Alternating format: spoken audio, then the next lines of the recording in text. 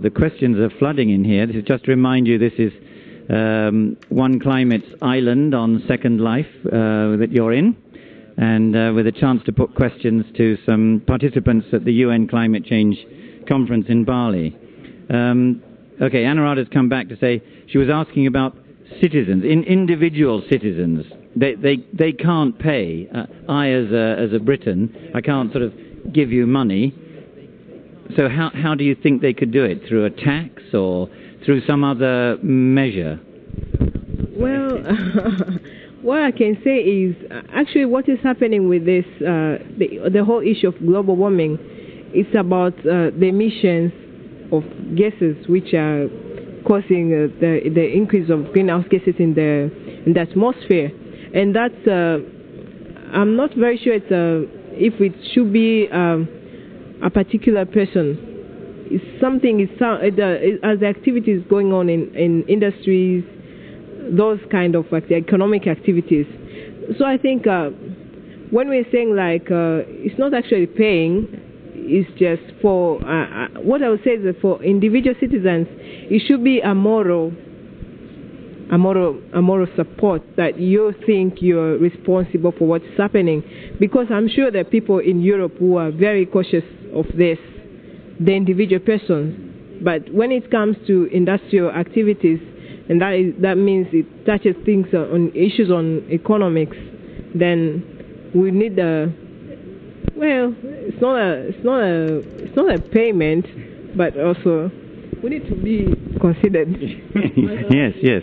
Okay, I know you want to come in on that, and I'm also going to ask you, because there's a question for Nepal specifically, from William in Scotland, is an adaptation fund, that's the adaptation fund is a fund to help countries adapt to the new situation, which could cost millions, billions of dollars to adapt.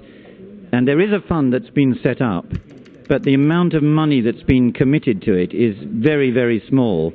And in fact, Oxfam said this week that the amount of money actually committed to the fund is equivalent to the amount of money that Americans spend on suntan lotion in a month.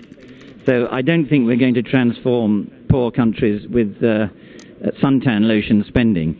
So the question for you was specifically addressed to Nepal. Is an adaptation fund going to be any real use for you? And if you wanted to add something to the previous question, please do. So what I say is that people in the richer countries, especially in the developed countries, they can really help to reduce the emission. They have to change their lifestyle. They have to change this luxury, which is one of the means for emission. So if they change in their lifestyle and if their government are committed, then I think that is a way how they can help the poor countries. Regarding the adaptation fund, it's not sufficient. That's why in the negotiation, the least developed countries are putting that it has to be increased. They are only putting the adaptation fund right now comes from the levy from clean development mechanism projects. But now we are saying that it has to be also with the other flexibility mechanism, other mechanisms between rich and rich countries like joint implementation and emission trading. So we have to put levy on those things also so that the basket of the adaptation fund will be increased.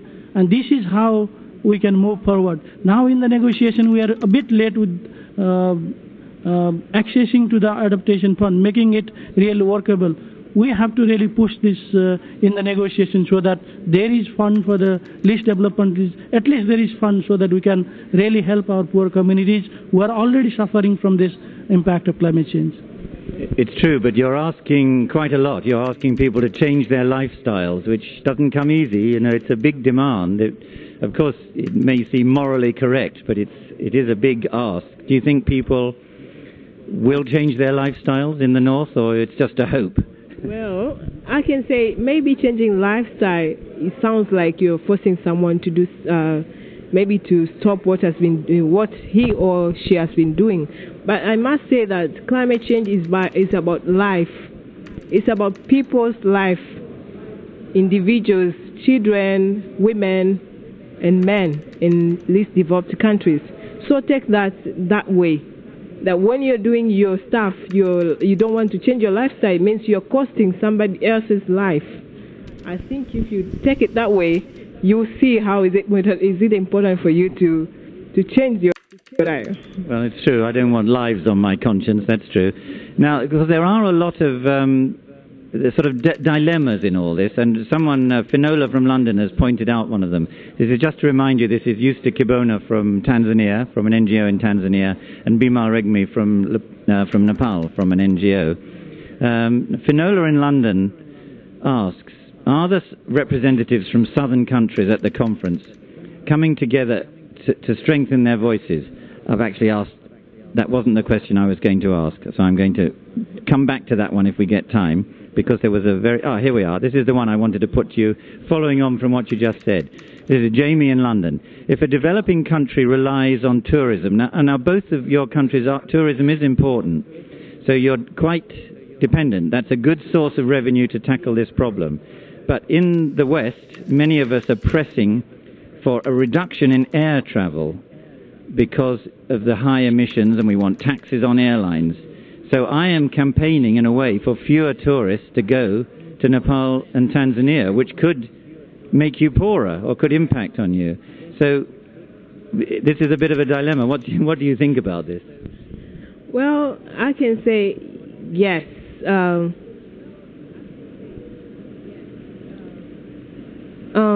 In terms of tourism, yes, there might be some impact on the GDP of the countries. But again, if the economic reasons are going to cost people's life, then it's something else. Then we'll be ready, even if the tourism will be impacted, but at least people's life will be surviving. Mm-hmm. Yeah. The longer term impact of climate change is really going to be severe in comparison to what the money it comes from the tourism.